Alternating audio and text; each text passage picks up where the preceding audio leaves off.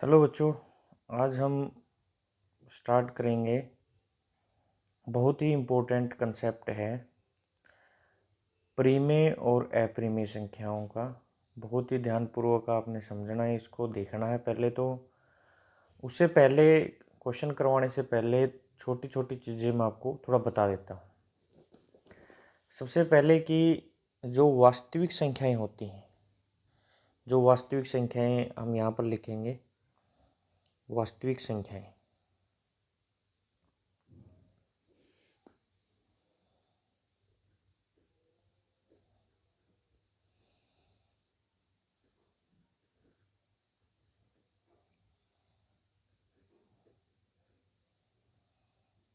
वास्तविक संख्या, वास्तविक संख्या जो होती है, यानी इसको इंग्लिश में बोलते हैं हम real number. Real number, real number यानी ऐसी संख्याएं जिन्हें हम वास्तविक रेखा पर प्रदर्शित कर सकते हैं। The number which can be represent on real line is called real number. वास्तविक संख्याएं जिन्हें हम वास्तविक रेखा पर प्रदर्शित कर सकते हैं। ये दो तरह की होती है वास्तविक संख्याएं। एक होती है प्रीमे और एक होती है अप्रीमे। प्रीमे और अप्रीमे।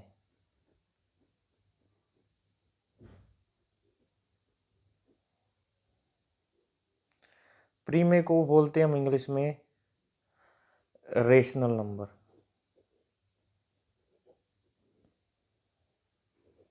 और इसको हम बोलते क्या हैं, इरेशनल नंबर। थोड़ा सा हम इसमें जानते हैं कि क्या होता है। इसमें क्या होता है कि संख्याएं क्या होती है, पी बटे क्यू की प्रकार में होती है। किसकी प्रकार में होती है? पी बटे क्यू। पी का मतलब क्या है, यहाँ पर एक अंश होगा और हर होगा। क्या होगा? एक अंश होगा और एक हर होगा, जिसमें क्यू जीरो के बराबर नहीं है। क्यू है वो जीरो के बराबर नहीं है। और जो सबसे महत्वपूर्ण, इसमें दो शर्तें हैं। पहली शर्त क्या है कि पी व क्यू पूर्णांक है। क्या है? पूर्णांक। पूर्णांक का मतलब क्या होता है कि पी और क्यू अपने आप में पूर्ण होने चाहिए। जैसे कि 2 है, 3 है, 5 है, 7 है, 8 है, 10 है, 1 है, -2 है, -5 है। इस तरह से पी जीरो हो सकता है लेकिन क्यू जीरो नहीं हो सकता। यानी पी तो जीरो हो सकता है लेकिन क्यू जीरो नहीं हो सकता। ये शर्त पहले से ही हमने लागू कर दी है। दूसरी शर्त क्या है इसकी? दूसरी शर्त ये है कि पी एंड क्यू सह अभाज्य। सह अभाज्य है।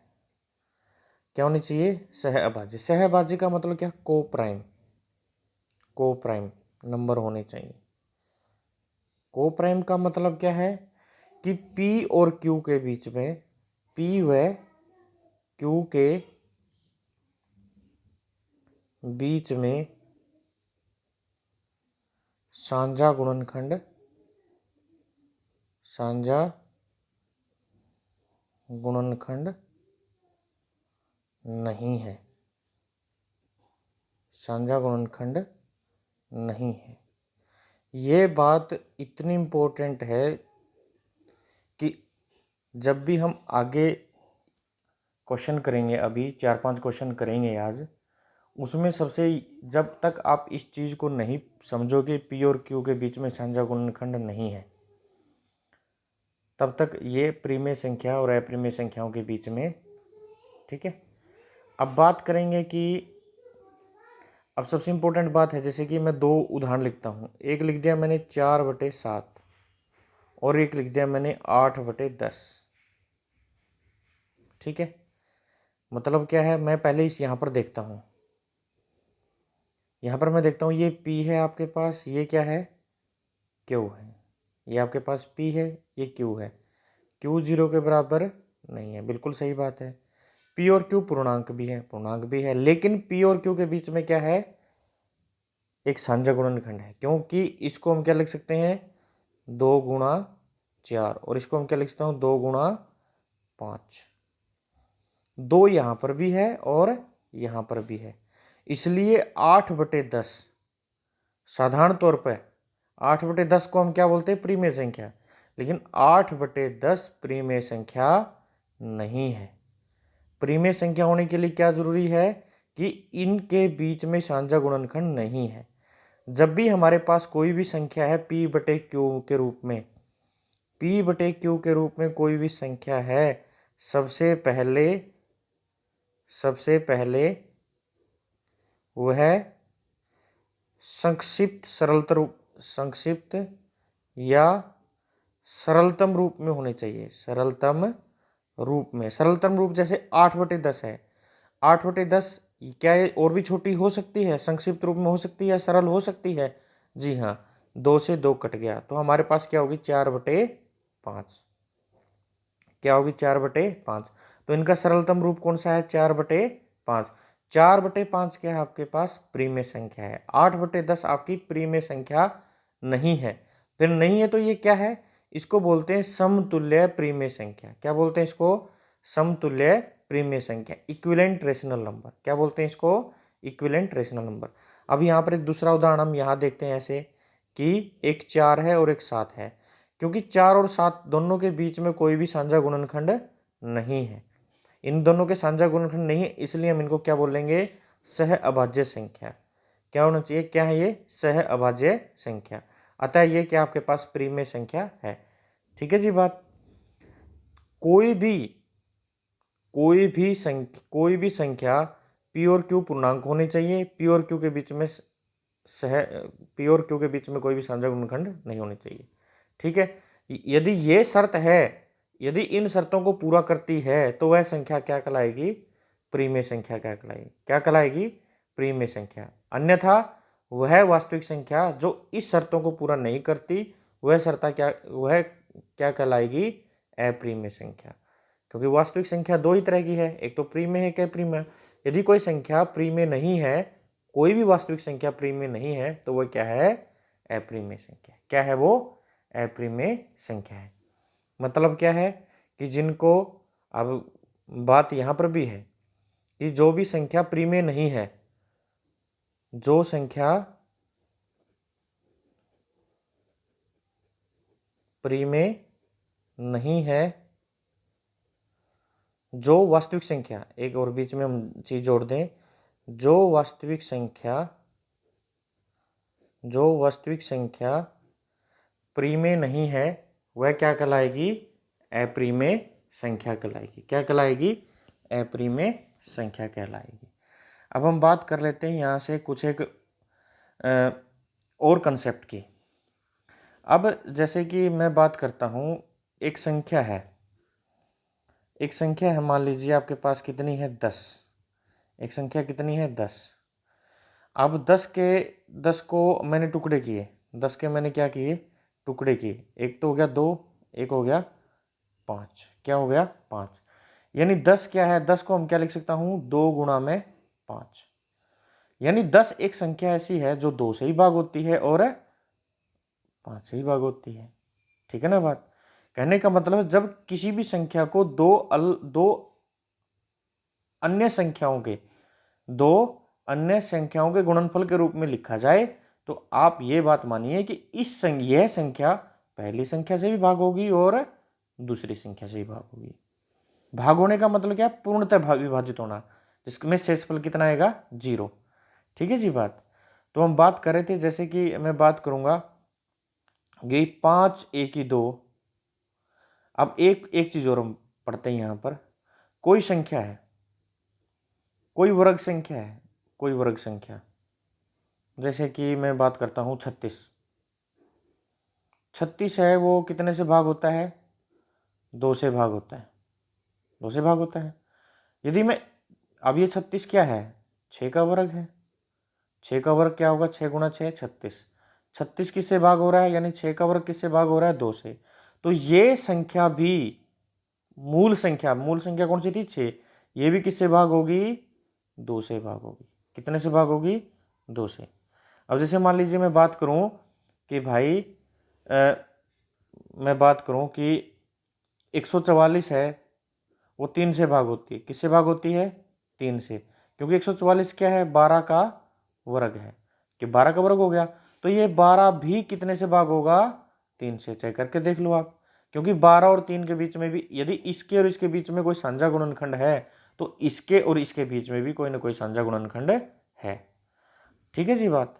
तो हम बात करेंगे यहाँ से, और अब इसमें हम पहला सवाल करेंगे, क्या क्या है,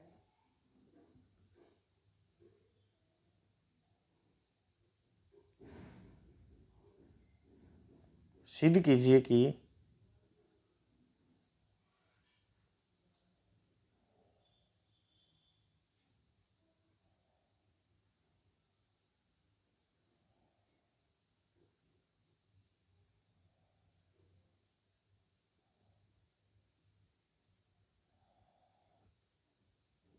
सिद्ध कीजिए कि वर्गमूल 2 एक अपरिमेय संख्या है, अपरिमेय संख्या है। हमने क्या सिद्ध करना है कि वर्गमूल 2 क्या है, एक अपरिमेय संख्या है। ठीक है जी। तो अब इसका हम प्रमाण करेंगे।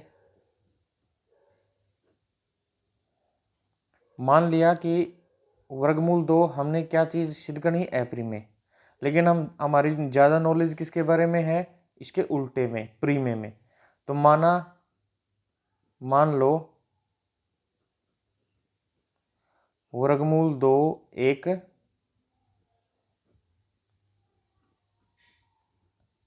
परिमेय संख्या है। क्या है, परिमेय संख्या।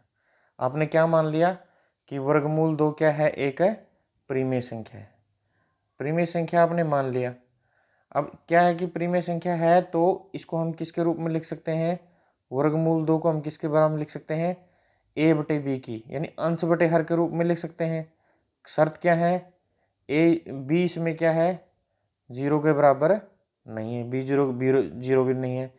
और इसकी 2 शर्तें हैं, क्या, ए व बी क्या है, पूर्णांक है। क्या है, पूर्णांक है। और दूसरी शर्त क्या है कि ए व बी सह अभाज्य है।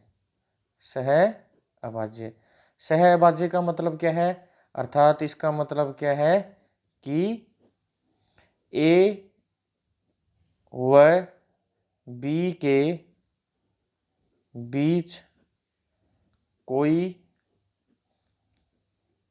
साझा गुणनखंड नहीं है, कोई भी साझा गुणनखंड नहीं है। इसका मतलब क्या है, ए बिल्कुल अलग है, बी बिल्कुल अलग है, इनमें कुछ भी कॉमन नहीं। मतलब ये 8/10 की तरह नहीं है, भाई 2 इसमें भी आ जाएगा, इसमें भी आ जाएगा। ये 9/12 की तरह भी नहीं है। 9/12, जैसे 9/12 को करके देखें, 9/12 मान लिया मैं, 9/12 प्री में नहीं, क्या मान लिया मैंने, 9/12 हमने मान लिया। इसका मतलब इनके बीच में कोई भी साझा गुणनखंड नहीं आना चाहिए। तो 3 3 9, 3 चौके 12, तो कट गए आपस में। कटने के बाद कुछ आया है, लेकिन इससे पहले तो क्या था, ये प्रीमेय नहीं थे। ठीक है बात। तो हम बात कर रहे हैं इसमें,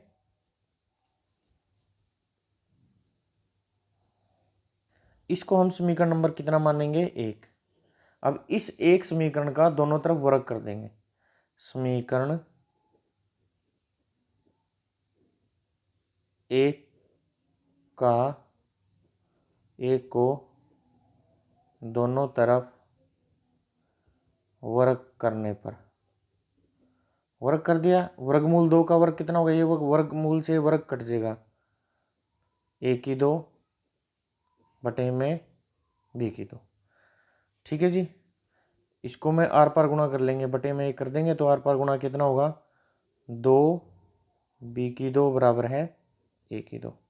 अब मैं इसको थोड़ा यहाँ लिख लेता हूँ, 2 गुणा में b/2, 2 गुणा में b/2 बराबर है 1/2। यही हो गया ना इसका मतलब। अब इसको समीकरण नंबर कितना मान लिया, 2। कितना मान लिया, 2। अब एक चीज देखो यहाँ पर, इसका मतलब देखो क्या है भाई, एक एक ही दो था, मतलब मैंने एक उदाहरण नहीं लिया था भाई, 10 है, 10 के कितने टुकड़े हैं, 2 गुणा 5 है, 10 को 2 गुणा 5, इसका मतलब 10 को कौन भाग करता है, 2 भी, और 10 को कौन भाग करता है, 5 भी। तो हम क्या कह सकते हैं भाई, इस एक ही दो को, एक ही दो को दो भी व बी की दो भी पूर्णतः भाग करता है, यह बात लिख सकते हैं हम, बिल्कुल लिख सकते हैं, क्योंकि भाई एक ही दो है, एक ही दो तो बड़ा मान लिया अपन 10 है, एक दो है, यू की बी की दो कितना हो गया, 5। ठीक है जी बात। तो अपन ने क्या बोला कि भाई एक ही दो को कौन भाग करता है, 2। तो इसका मतलब क्या है कि भाई ए को वहां पे, यानी कहने का मतलब क्या है कि ए है, जो अपने पास ए है, ए की दो है, ए की दो से भाग होता है पूर्णतः, कितना पे चलेगा, बी की दो पे, क्योंकि दो की और बी की दो की गुणा करोगे तभी तो ए ये आएगा, ए की दो, यही तो नियम होता है। मान लिया यहाँ पे ये 10 है, 10 को यहाँ पे 2 से भाग करा, 2 यहाँ 5 पे चलेगा, 2×5=10, शेषफल कितना आ गया, 0। तो अपने इस यह वैल्यू है इन दोनों की गुणा के बराबर हो गया, 10 है जो वो किसके बराबर होगा, 2×5 के बराबर होगी। अब एक चीज हमने बताई थी भाई, एक ही दो को मैंने यहाँ पर क्या बताया भाई, दो किसको भाग करता है, दो किसको भाग करता है, एक ही दो को विभाजित करता है, क्या करता है, विभाजित। विभाजित का मतलब क्या होता है, पूर्णतः भाग होना, विभाजित करता है। विभाजित का मतलब क्या है, पूर्णतः भाग होना, पूर्णतः भाग होने का मतलब शेषफल 0 आना, ये हमने बात बोल दी।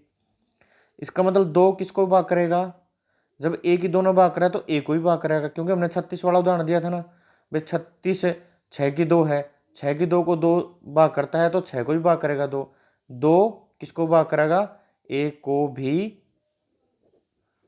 विभाजित करेगा। ठीक है।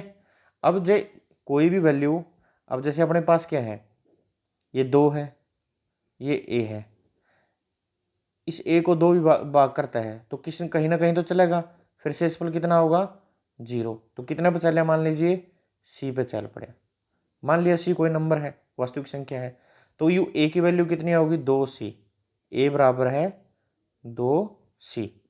अब ए का मान 2c समीकरण नंबर 2 में रख दिया, समीकरण 2 से, समीकरण 2 से, समीकरण 2 से क्या देखेंगे हम, 2 बी की दो बराबर है ए की दो, ए की दो कितना होगा, इसकी दो, ए की दो का मतलब ए की वैल्यू कितनी, 2c, 2c का वर्ग, यानी 2 बी की दो बराबर है 2 का वर्ग कितना, 4, सी का वर्ग कितना, ये आपके पास होगा, तो 2 से ये कट जाएगा 2, तो अपने पास क्या होगा, बी बराबर है 2c की 2।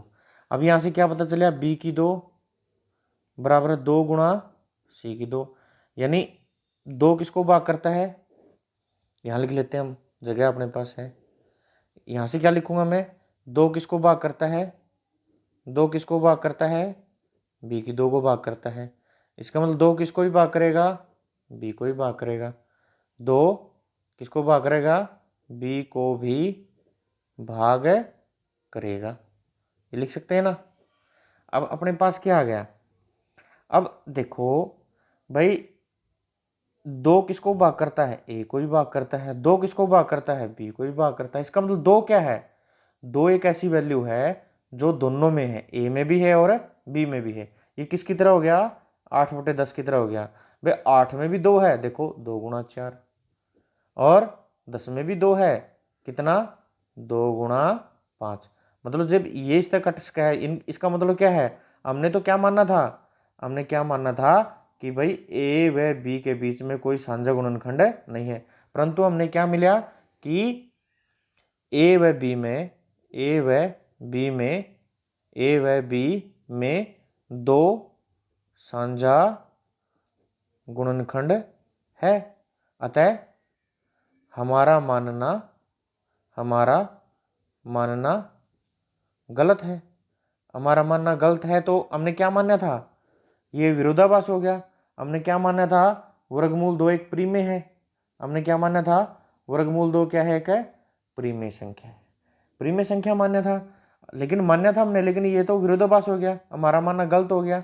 तो यह क्या हो गया, विरोधाभास। क्या हो गया, विरोधाभास। विरोधाभास का मतलब कोई चीज हम मानते हैं और उसका उल्टा हमें मिल जाता है। तो मान्य हमने क्या था, प्रीमेय।